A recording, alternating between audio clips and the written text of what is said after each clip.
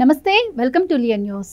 ప్రధానమంత్రి నరేంద్ర మోదీకి cine hero Nagarjuna ధన్యవాదాలు తెలిపారు. ఎందుకు అంటే మన్ కీ బాత్ కార్యక్రమంలో ఈరోజు ప్రధానమంత్రి అక్కినేని నాగేశ్వరరావుని పొగడ్తలతో ముంచెత్తారు.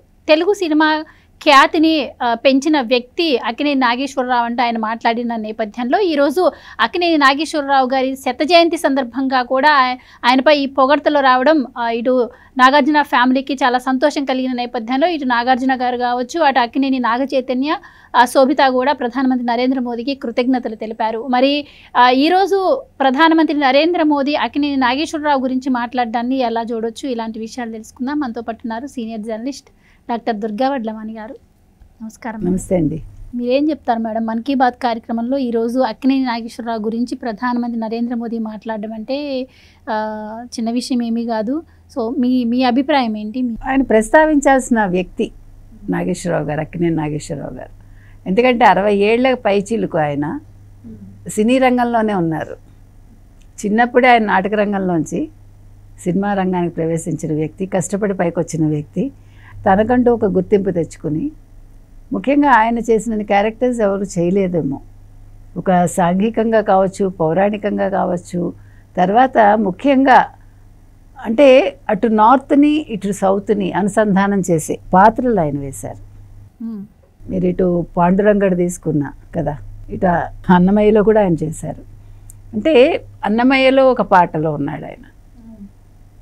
అలా ఏ రకంగా తీసుకున్నా మీకు ఆయన అన్ని రకాల క్యారెక్టర్స్ వేశారు. వీటన్నింటినీ మించి దేవదాస్ సినిమా చాలు. దేవదాస్ శరత్చంద్ర చట్టోపాధ్యాయ రాసిన ఒక నవల ఆధారంగా క్యారెక్టర్ ఉంటుంది. దేవదా క్యారెక్టర్ ఒక మైలురాయనే ఒక మైలురాయి కాదు, నభూతున్న భవిష్యత్. ఇంకా అంటే కృష్ణ గారు ఆ సినిమా చేసినా కూడా కృష్ణ గారి సినిమాలో పాటలు బాగున్నాయి, కానీ ఈ దేవదాస్కి దానికి పోలిక లేదు. అది మనం మామూలుగా కృష్ణ దేవదాస్గా చూడాలంతే. దిలీప్ కుమారే చెప్పారు కదా, దిలీప్ కుమారే అన్నారు నేనే చేయలేకపోయాను మీ అంత బాగా అని. అంటే హిందీలో తీసినా కూడా హిట్ కాని ఒక సినిమా తెలుగులో ఒక బెంగాలీ నవల హిట్ అయిందంటే ఇంక అంతకంటే ఏం కావాలి. అంటే ఆ క్యారెక్టర్ని ఆయన పండించిన విధానం, ఇంకా అంతకంటే నాగేశ్వరరావు గురించి వాళ్ళు తలుచుకోవటానికి ఇంక వేరే ఏది అక్కర్లే నన్ను అడిగితే, ఆ ఒక్కటి చాలు. కానీ అంతకు మించి ఆయన క్యారెక్టర్స్ చేశారు. తెనాలి రామలింగడి క్యారెక్టర్ అంటే పెద్దగా అందం లేకపోయినా, పెద్దగా హైట్ లేకపోయినా, ఆయన ఎలా ఎత్తే ఎదిగాడు ఆయన క్యారెక్టర్స్ ద్వారా. మీరు సావిత్రి నాగేశ్వరరావు జంట చాలా బాగుంటుంది. అలాగే ఆయన మంచి మంచి హీరోయిన్స్తో, అసలు వాణిశ్రీతోటి ఒక నవల నాయకుడు అయ్యాడు ఆయన. సెక్రటరీ ఎద్దనపూడి సులోచనారాణి గారి నవల అది. ఆ నవలలో రాజశేఖరం అంటే మనకి నాగేశ్వరరావే గుర్తుకొస్తారు. అంటే ఇంక మీకు ఆప్షన్ లేదు. నవల నాయిక అంటే వాణిశ్రీనే. అంటే అట్లా ప్రత్యేకతలు నేను చెప్పేది. ఇప్పుడు నాగేశ్వరరావు ఏముంది గొప్పతనం అంటే మీరు ఆ సినిమాలు చూస్తే మీకు అర్థమవుతుంది. పాత సినిమాల్లో నాగేశ్వరరావు గారు చాలా మంచి మంచి క్యారెక్టర్స్ వేశారు. చాలా సినిమాలు చేశాడు ఆయన. ఎన్నని చెప్తాం మనం. అసలు మరో ప్రపంచం అని ఒక సినిమా వస్తుంది మీకు. అసలు అందులో ఆయన కొంచెం పెద్దవాడి క్యారెక్టర్ వేస్తాడు ఆయన. ఆ సినిమా చాలా అద్భుతంగా ఉంటుంది. అంటే ఈనాటి తరానికి కూడా ఆ సినిమా నిలిచిపోతుందండి ఒక మైలురాయిలాగా. అంటే ఈ జనరేషన్ చూడాలి ఆ సినిమా, మీకు తెలియదు అది. అంటే ఆ క్యారెక్టర్స్ కానీ అసలు అందులో ఉండే ఒక కొత్త లోకానికి తీసుకెళ్తాడు అతను. చాలా బాగుంటుందండి ఆ సినిమా. అసలు పిల్లలకి సంబంధించి, యువతకి సంబంధించి, అంటే అలాంటి సినిమాలు చూడాలి మనం. ఇంకా పాటలు చెప్పక్కర్లా. అసలు నాగేశ్వరరావు గారి సినిమాల్లో పాటలు ఏమండి. అసలు ప్రేమ్ నగర్ సినిమా మీరు చూసారో లేదో నాకు తెలియదు. ప్రేమ్ నగర్ ఎంత బాగుంటుందో ఆ సినిమా. అంటే మనం ఇలా ముక్కలుగా చేసుకుంటూ వెళ్ళిపోతే ఏం చేయలేం, కానీ అందులో తేట తెలుగులా తెల్లవారి వెలుగులా ఎంత అద్భుతమైన పాట అది.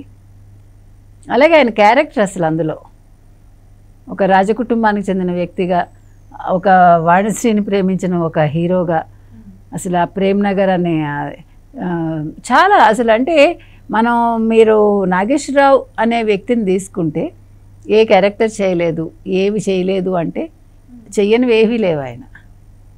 విప్రనారాయణ భానుమతితో అసలు అలాంటి క్యారెక్టర్ ఒక పిలక పెట్టుకుని చేయటం అనేది ఎంత బాగుంటాయి. అందులో పాటలు బాగుంటాయి, సినిమా బాగుంటుంది.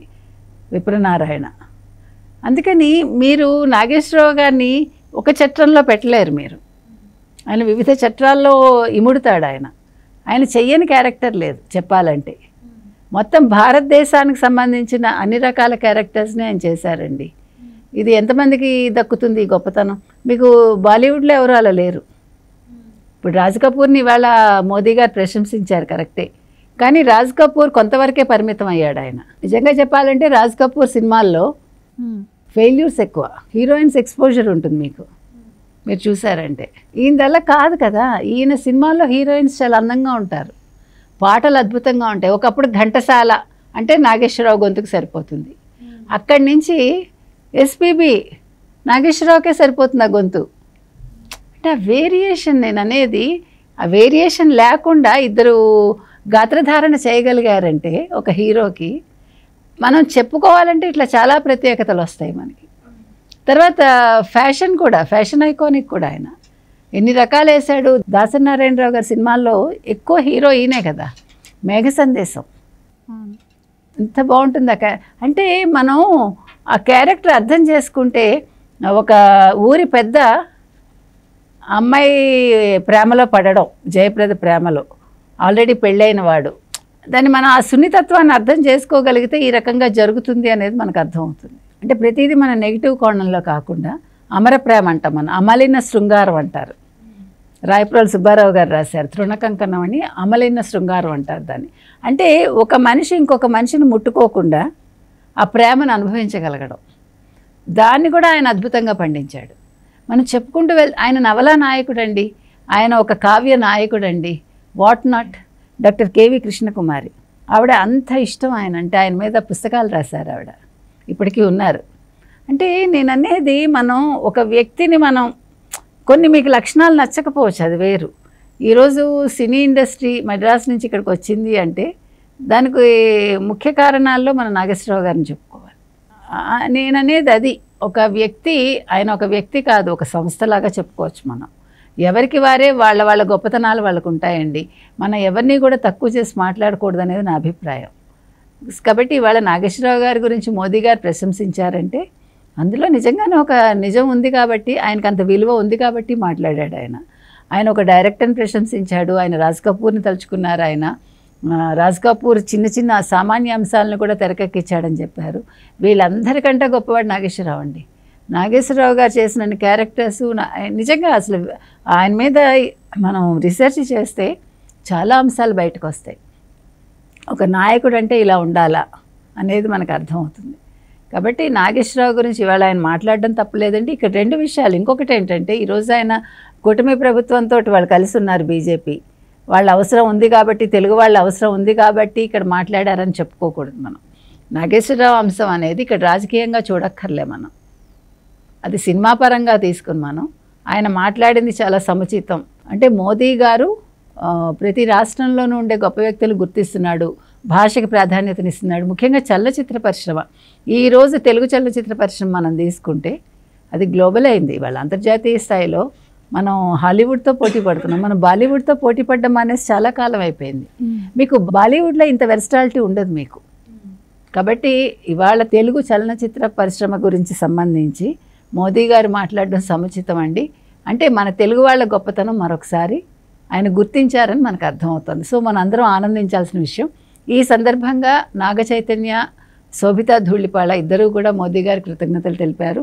అలాగే నాగార్జున గారు కూడా మోదీ గారికి కృతజ్ఞతలు చెప్తూ చాలా సంతోషించారు. మా నాన్నగారి గొప్పతనం గురించి మీరు మాట్లాడటం, మా నాన్నగారు ఒక మార్గం వేశారు చలనచిత్ర పరిశ్రమలో అని మీరు గుర్తించారు, బాట వేశారని అని ఆయన కూడా ఆనందపడ్డారు. సో మనందరం కూడా ఆనందపడాల్సిన క్షణాలు ఇవి తెలుగు వాళ్ళంగా. Right madam, thank you so much. Thank you. Please subscribe to Leo news for more videos.